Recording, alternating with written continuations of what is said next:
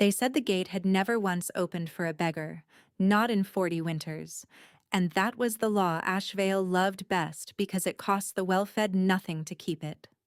The night the ragged man came stumbling out of the frost line with his hands gone blue and his eyes the color of an unlit hearth, the wardens barred the gate, and the hall laughed, and somewhere behind that, laughing a woman in a patched gray cloak who had not eaten since the morning before, broke her own bread in half anyway.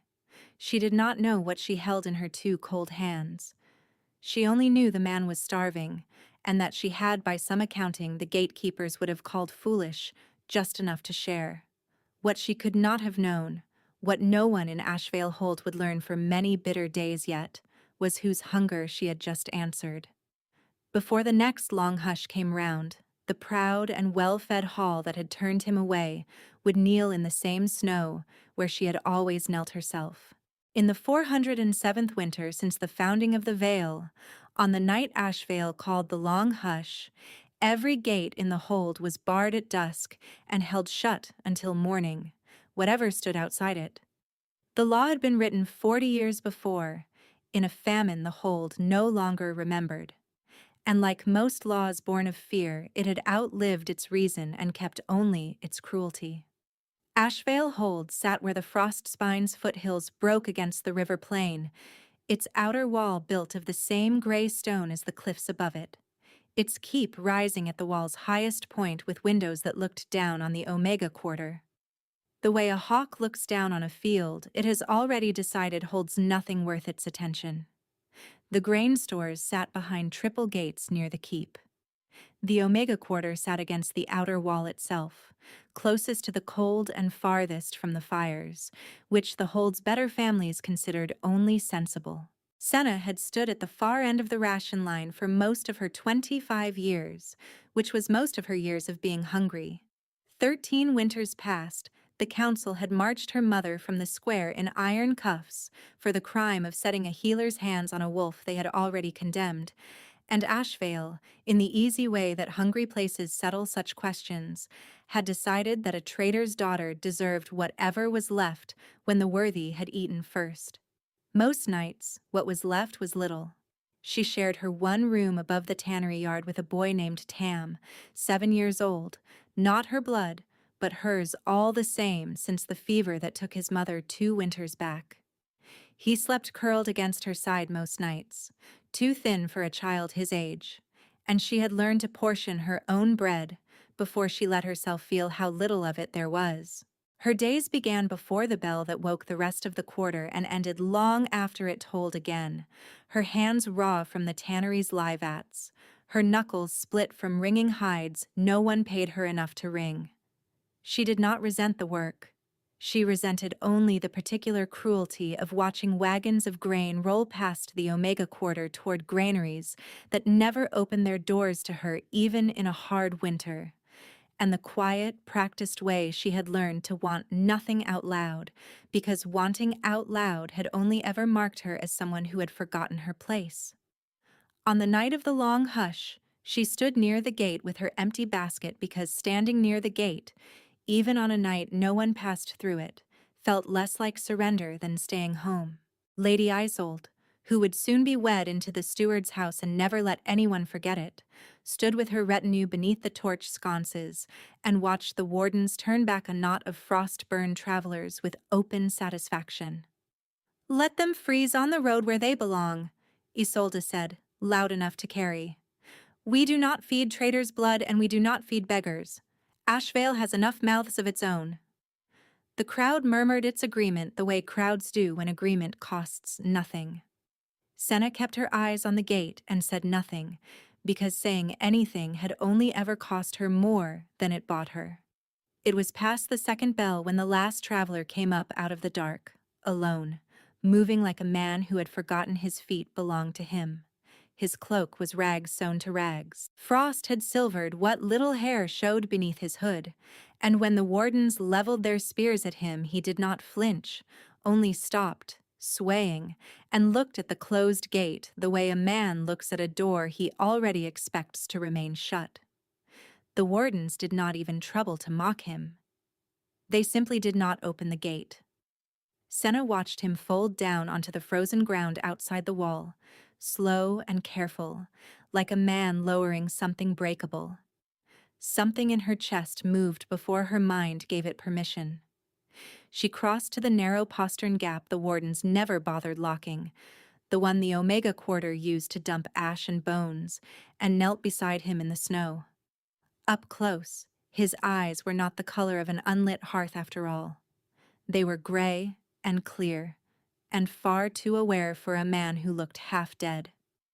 She broke her bread in half without thinking about it twice, because thinking about it twice was how a person talked themselves out of every good thing they ever almost did.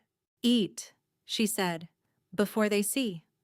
He looked at the bread and then at her, and something crossed his ruined face that she would spend a long time afterward trying to name and failing. He took it from her with both hands, careful as if it weighed more than it did, and that was the first time her fingers brushed his, and a warmth went up her arm that had nothing to do with the cold night around them. "You may already suspect what waited under that ragged hood." She did not. Not yet. She got him through the postern gap and into the lean-to behind the tannery where she and Tam slept, telling herself the whole way that any decent person would have done the same, knowing even as she told herself that no one else on that gate had moved an inch. He did not speak again that night beyond his thanks. 2 words, rough as if his throat had forgotten how words worked. By morning he was still there, too weak to have gone anywhere, even if the gate had opened for him. And Senna found herself with a stranger in her one room, and a boy who looked at the stranger with the frank curiosity only children manage around the half-dying. "What do we call you?" Tam asked him, around a mouthful of the thin porridge Senna had stretched to feed 3 instead of 2. The man considered the question longer than it deserved. "Roan," he said finally, and something in the careful way he chose it told Senna it was not the only name he owned, only the one he meant to give. He stayed because he could not yet stand long enough to leave, and Senna told herself that was the only reason she let him. 3 days became 5. He was a quiet presence in the small room, watchful in a way that unsettled her at first, and then, slowly, did not. He noticed things. He noticed when Tam went without so she could eat. And the next morning there was an extra portion of bread on the sill that no one in the Omega Quarter would admit to leaving. And Senna was almost certain, though she could not prove it and did not ask, that it had been him. She watched him those first days the way she watched anything that might still bite, from the corner of her eye while she worked. He took up the heaviest of the water buckets without being asked and hauled them to the wash trough before her hands could blister further, moving like a man unused to being thanked and unwilling to wait around for it. When old Morel from 2 doors down spat at his feet and called him vermin to his face, he only inclined his head to her as if she had paid him a compliment and said nothing. And Senna found herself, against every instinct 13 winters had carved into her, wanting to know what kind of man learned to take an insult that way. The deniable cracks came small and often after that. When a warden cuffed Tam's ear for lingering too near the granary gate, Roan stepped between them before Senna's own feet had finished deciding to move, and took the blow meant for the boy across his own shoulder instead, and said only, in a voice gone suddenly hard as iron beneath the beggar's hoarseness, that the boy meant no harm. The warden, for reasons Senna could not have explained, backed down. "You should not have done that," she told him afterward, binding the split skin at his shoulder with strips of clean linen, her hands steadier than her heart. "You could have been beaten worse for it." "I have been beaten worse for less," Roan said, and did not elaborate, and something in his stillness told her not to ask. Her fingers, working the linen, brushed the bare skin at his collarbone, and the same warmth from the gate climbed her arm again, sharper this time, settling low and strange beneath her ribs. She told herself it was only proximity, only the closeness of the small room, only the way any body responds to another body's nearness in the cold. She did not let herself look at him too long after that, and felt, absurdly, the loss of it. It was on the seventh night that she first noticed the fever was not an ordinary fever. He woke from a shallow, restless sleep, with sweat standing cold on his skin despite the chill of the room, and when she pressed a damp cloth to his brow, she saw faint beneath the surface of his wrist a thread of silver blue running just under the skin like a vein gone wrong. He pulled his sleeve down quickly, but not quickly enough. "That is not a fever," she said. It was not a question. His gray eyes found hers in the dark, weighing something, and for a moment she thought he might tell her the truth of it. Instead, he said only, "It will pass," in a voice that did not believe its own words, and turned his face from the candle, and she lay awake long after listening to him breathe and counting, without meaning to, how many of those breaths came too shallow and too slow. She told herself many things in the nights that followed, that his fever was none of her business, that a woman with a hungry boy to feed had no room in her life for a stranger's secrets. None of it kept her from noticing that when he slept close enough, his skin carried a scent she could not place, wood smoke and frost and something underneath both that made her chest ache in a way she had no name for. Something her body seemed to know before her mind caught up to it and called it foolish. She called it foolish anyway, every single time, and every single time her body disagreed. It disagreed when his shoulder brushed hers, reaching for the same water skin. It disagreed in the quiet hour before dawn, when she woke to find herself turned toward him in the narrow room without remembering choosing to turn, her own heartbeat loud and stubborn in her ears, counting his breaths the way another woman might count coins, as though there were a debt in them she meant to collect. Her mother had kept a small book of remedies, hidden these 13 years in a gap behind the hearthstone, where the council's searchers had never thought to look. And on the 9th night, with Roan's fever climbing and that silver-blue thread spreading further up his arm, Senna pulled it out for the first time since her mother's arrest and read it by candlelight until her eyes burned. She found what she was looking for near the back, in her mother's careful hand. Grey-wither, the entry read, a slow poison that mimicked fever and stole the strength of the blood by inches, given over weeks, rather than at once, so the body could not fight what it did not recognize as an attack. Untreated, it killed within 40 days.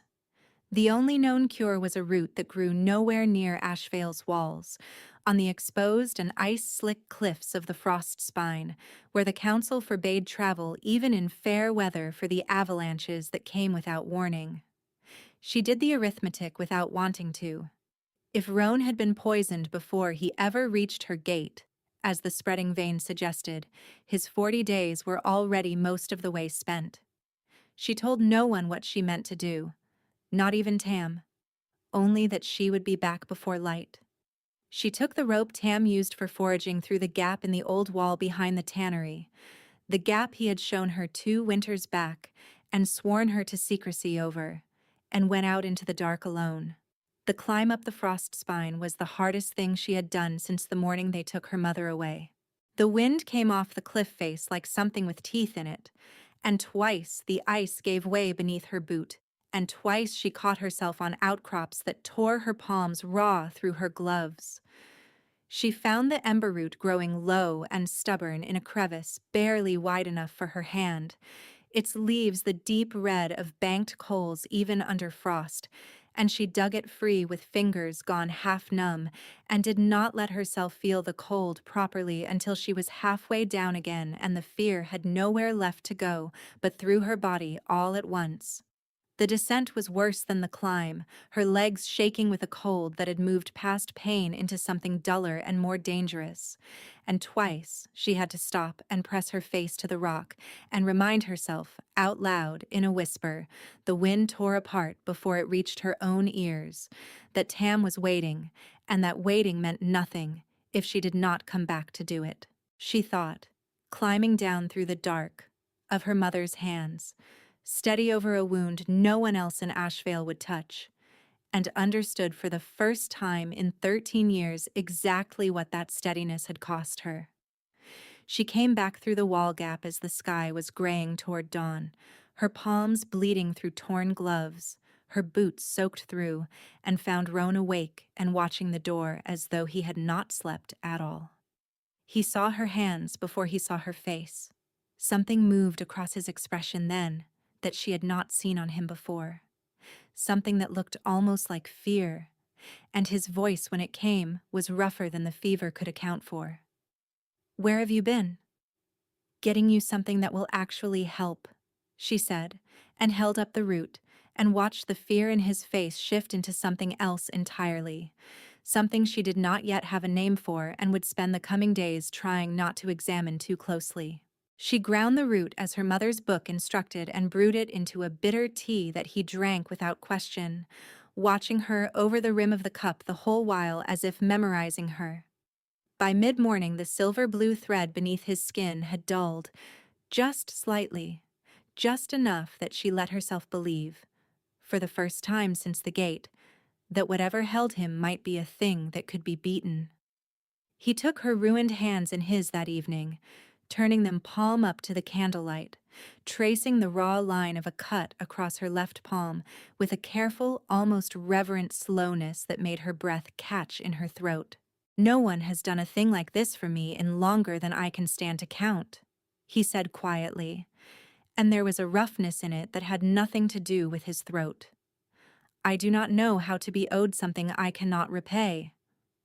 "You do not owe me anything," she said, and meant it, though her pulse was loud enough in her own ears that she was certain he could hear it too. The days that followed bent strange and quiet around the two of them, the Omega Quarter's narrow lean to becoming a small warm country unto itself, even as Ashvale outside it grew colder by the day. Roan's strength returned in slow degrees, enough that he could stand without swaying, enough that the watchfulness in him sharpened into something Senna was beginning to recognize as command rather than mere caution, though she still did not let herself follow that thought to its end.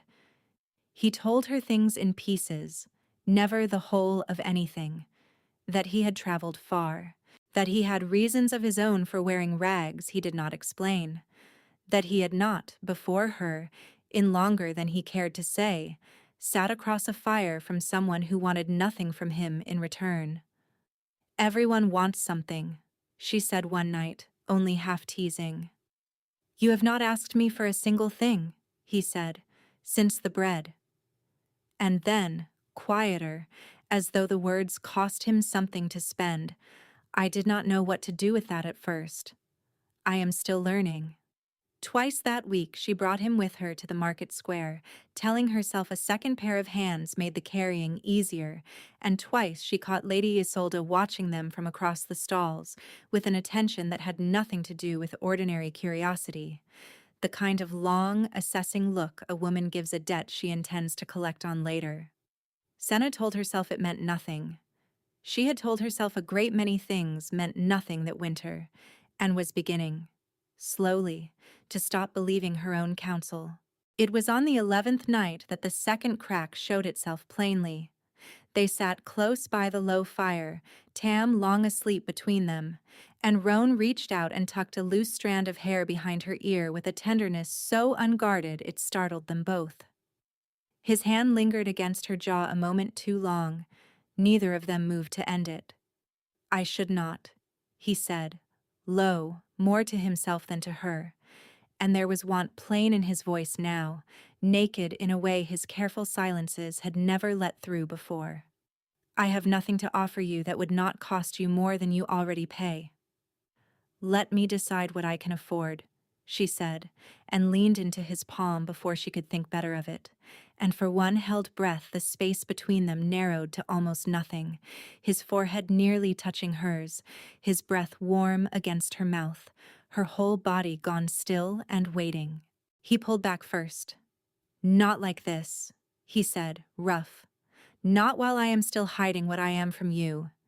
You deserve better than a stranger's secrets in the dark." She did not argue, though something in her ached at the retreat. And she told herself the ache was only exhaustion, the way she told herself many things that winter that were not entirely true. The named contempt found her again 3 days later, in the square, where Lady Isolde caught her returning from the well and made a show of stepping wide around her, as though traitor's blood might be caught like a fever. "Still feeding strays," Gutter marked, Isolde said, loud enough for the gathering crowd. "As if Ashvale does not already know what your mother's blood is worth. Keep close to your beggar. He suits you better than any decent man ever will." Senna kept her chin level and her silence steady, the way she had learned to across 13 winters of practice, though the words landed and stayed the way they always did. She did not tell Roan what had been said. She did not need to. He read it in her face that evening anyway, and something cold and contained moved behind his gray eyes that she mistook then for ordinary anger. That night, for the first time, she noticed the steward's man loitering near the tannery yard at an hour with no honest business in it, and the warmth of the evening cooled into something else entirely.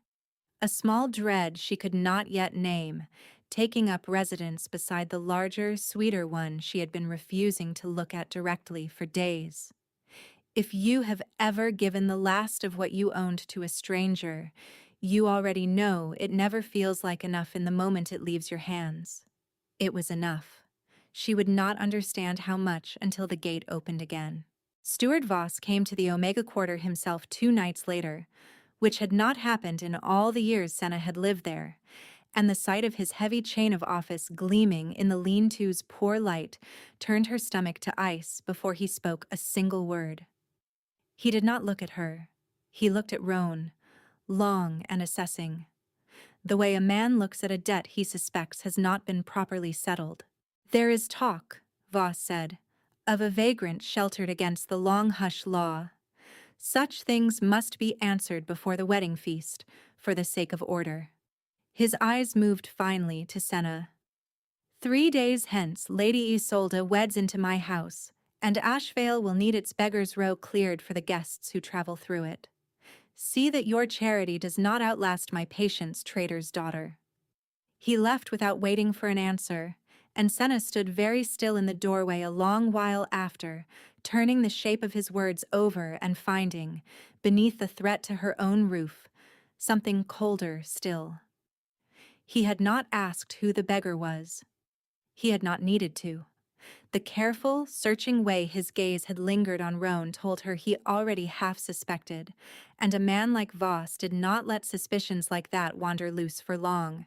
2 nights after Voss's visit, carrying water past the steward's outer hall on an errand for old Morel, she heard his voice, through a half-closed door, low and urgent, speaking to Lady Isolde of a vagrant who asked too many quiet questions about the council's ledgers, and of a king's body that had never properly been found. She did not wait to hear more. She went home with her water jug shaking in her hands and did not sleep at all that night. She found her mother's journal again that night and read the entry on Greywither through twice more, and this time her eyes caught a line she had skimmed past before in her fear for Roan's life, rather than for the shape of who had poisoned him. The poison, her mother had written, was costly, foreign, and slow by design, the sort of thing brewed by someone who wanted a death that looked like illness rather than murder. Someone with access to a king's own table. Someone patient enough to wait 40 days for a throne to come open on its own. She looked at Roan across the small room, at the iron stillness that had settled into him since Voss's visit, and the pieces arranged themselves into a shape she had been too afraid, until that moment, to let them take. "You are not just a beggar," she said quietly. It was not a question either. He met her eyes and did not deny it. "No," he said, "I am not." Before he could say more, the door banged open and Tam came skidding in, breathless, his thin face white with cold and fear both. "Soldiers," he gasped, "at the wall gap. They know about the way through. They said anyone caught harboring vagrants come. The wedding morning goes to the work camps at the river. Even the boy, especially the boy. The warden said, especially the boy." Senna pulled Tam against her without thinking, her heart hammering, and over his head her eyes met Roan's. And in them she saw something that frightened her more than Voss's threat had, a grief so old and so contained, it looked almost like calm. "They will not touch him," Roan said, and his voice had gone strange, deeper, edged with something that was not quite human. "I will not allow it." "You can barely stand on your own," she said, fear sharpening her voice. "What exactly do you mean to allow, or not allow?" He did not answer that. He only reached out and rested his hand, briefly, over Tam's dark head, the way a man rests a hand on something he intends to keep. Those 3 days crawled and sprinted at once, the way the worst waiting always does. Senna kept Roan hidden as best she could, moving him between the lean-to and a neighbor's cold cellar at the smallest sound of boots in the lane, and watched Ashvale's banners go up for the wedding feast with a dread that sat in her stomach like a stone swallowed whole. The 3 days passed faster than any 3 days Senna had ever lived through, and on the morning of the wedding feast, the wardens came for the Beggar's Row at first light, exactly as promised. She had meant to run, to take Tam and Roan both out through the wall gap before the soldiers arrived, but Roan's fever had spiked again in the night, the silver-blue thread climbing past his elbow now, his strength gone before she could rouse him fully, and by the time she had him half upright, the lean-to's door was already breaking open under a warden's boot. They took him first, too weak to fight, dragged out into the gray morning with his wrists bound in plain iron, and Senna's scream caught in her throat at the sight of how easily they handled him, how little resistance was left in the body that had stood between Tam and a warden's strike not 2 weeks before. Voss himself oversaw the clearing, standing at the square's edge in his ceremonial chain, with Lady Isolde beside him already dressed for her wedding in furs. Senna's whole quarter could not have afforded in a decade. Isolde's eyes found Senna across the chaos and held there, cold and satisfied. "Traitor's blood to the river camps, where it belongs," Isolde said, not troubling to lower her voice. "Did you truly think feeding a stray would buy you anything but more of the same?" Gutter marked. "Ashvale does not reward charity. It only ever punishes it." Senna held Tam against her side with both arms and said nothing, because there was nothing left to say that would change what was already happening around her. She watched them haul Roan toward the old keep's lower cells, his head down, his steps stumbling, and felt something in her chest crack open that she did not think would ever close again. She and Tam were marched to the gate by mid-morning, their few belongings bundled in the same patched cloak she had worn the night she fed a beggar her own bread, and the gate that had never once opened for the starving opened easily enough. It turned out, for the unwanted, the wardens shoving them through into the frozen waste beyond the wall without ceremony or apology. The wedding bells began ringing somewhere behind the walls as the gate shut at her back, and Senna stood in the snow with Tam shivering against her and no way back in. And for the first time in 13 hard winters she let herself believe, fully and without argument, that there was no way this ended in anything but loss. Tam pressed his face into her side and did not cry, though she felt him shaking, and she held him there in the snow at the base of the wall that had never once let either of them in when it mattered, and waited, because waiting in the cold was the only thing left that she knew how to do. She did not know, standing there in the cold with the bells still ringing, that within the hour the man she had fed at that very gate would stop being able to hide what he was. Within the lower cells, Roan had not lost consciousness, though every part of him wanted to. He had let himself be weak in front of Ashvale for 28 days, because the wolf within him had told him, in the bone-deep way it told him true things, that he would learn more from his own people while wearing nothing but his hunger than he ever would from a throne surrounded by men who had every reason to lie to him. He had not planned on Voss's poison outlasting his patience. He had not planned, either, on a woman with nothing giving him half of it anyway, at a gate that had never opened for anyone in 40 years. He thought of her now, his wrists raw against the iron, the silver-blue poison climbing toward his heart by inches, and found that the thought of her was the one thing in that cold cell strong enough to keep his eyes open. Outside the wall, Senna felt the wall gap before she remembered it. Tam's secret way through scraped raw into the back of her mind, from 2 winters of his small hands showing her exactly where the stones gave. She left him sheltered in the lee of a frozen woodpile with strict instruction to stay hidden, and went back through the gap alone, her torn palms screaming against the same stones that had nearly killed her on the frostbine days before. She found the lower cells by instinct and desperation more than knowledge, and the single distracted guard at the cell door fell to a blow from a stolen length of firewood, before he understood he was being attacked at all. She knelt at Roan's side in the dark and pressed the last of her mother's ember root tincture, kept always at her hip since the day she brewed it, between his cracked lips. "Drink it," she said. "All of it. I did not climb that cliff to watch you die in a cell." He drank. For a long moment nothing happened at all, and fear closed Senna's throat entirely, and then his breath caught, hard, and the silver-blue thread beneath his skin began, slowly and then all at once, to recede. He looked at her in the dark, with eyes gone suddenly, terribly clear, gray as a winter sky breaking open, and something in his bearing shifted that had nothing to do with the poison leaving his blood. A beat of silence held between them, full to breaking. Then the cell door, already weakened by the deadbolt she had broken, did not so much open as cease to exist, torn from its hinges by a force that threw Senna back against the wall and filled the small stone room with a presence too large for it to hold. The great hall above had been dressed for a wedding that would never finish, long tables groaning under food the Omega Quarter would not have seen in a year. Banners of the steward's house hung new and stiff beside the old royal colors no one had quite dared to take down.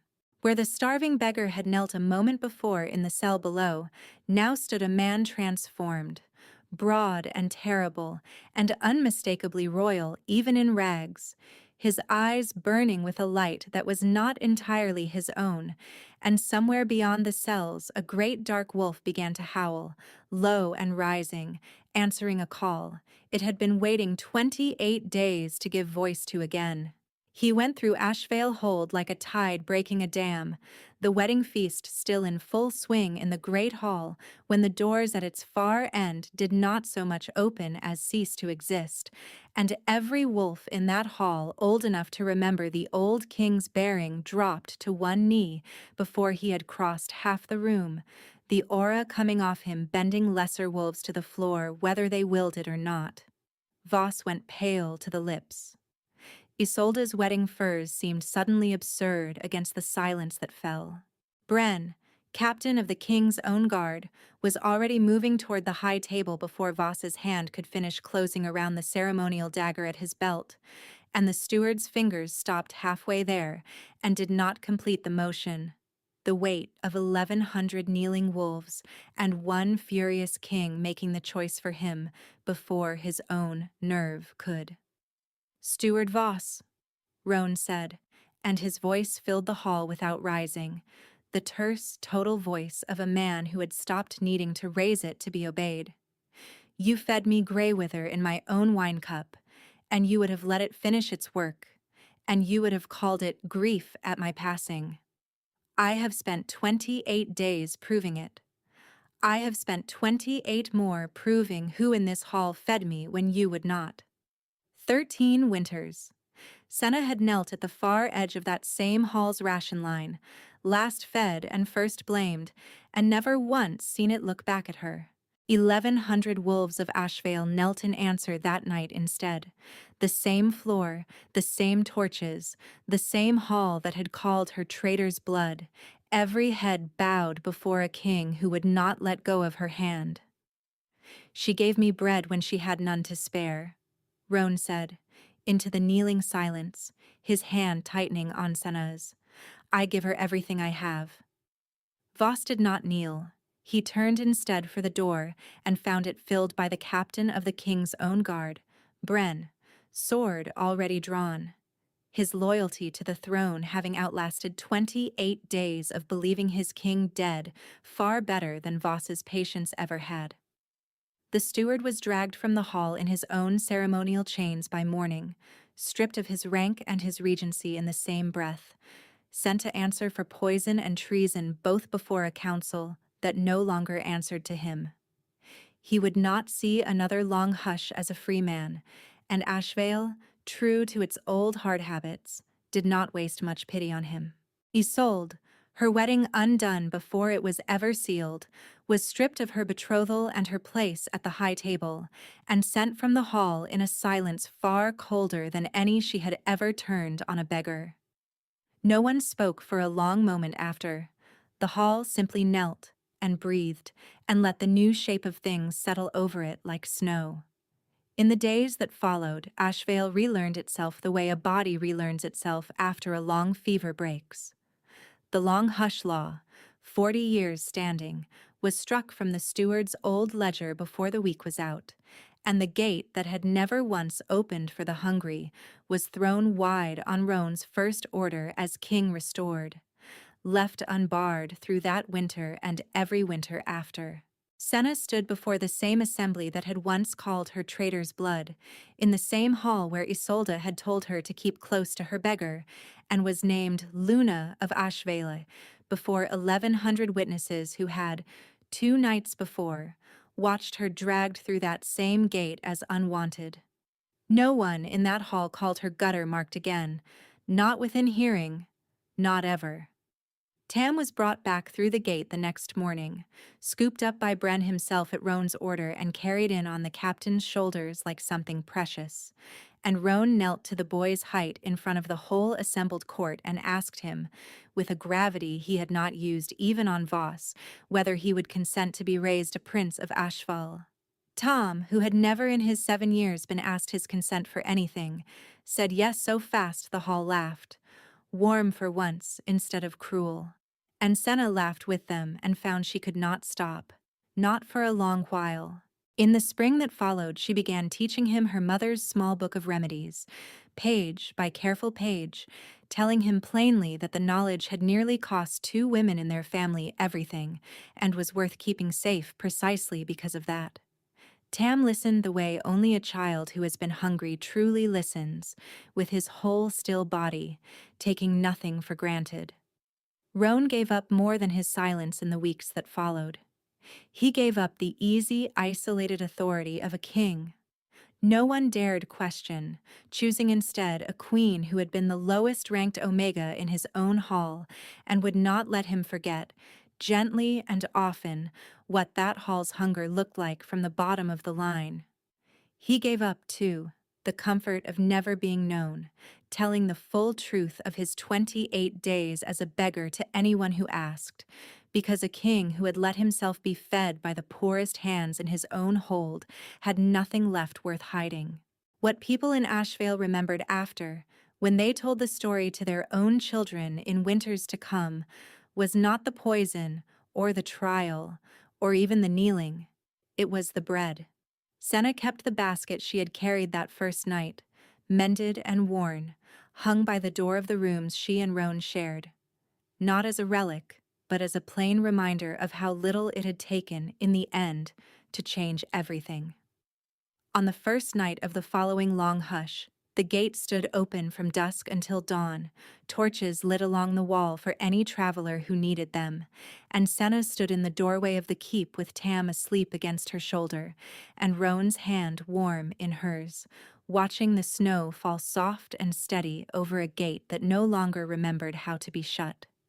She did not kneel there any more. The hold knelt to her now, and would, for the rest of her years, but what she remembered most, standing in that open doorway, was not the kneeling at all. It was the weight of half a loaf of bread in her 2 cold hands, and a stranger's eyes finding hers in the dark, and the small, stubborn certainty that had carried her through that whole hungry winter, that even a person with almost nothing still had something worth giving away.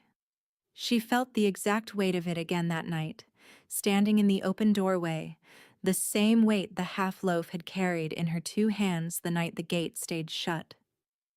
Far below the keep, where the wall met the frost line, the great dark wolf that had once answered Roan's call from a prison cell took to lying each evening at the foot of the open gate. Amber eyes steady on the road. It was no longer watching for danger. It was watching for whoever might still be walking toward home.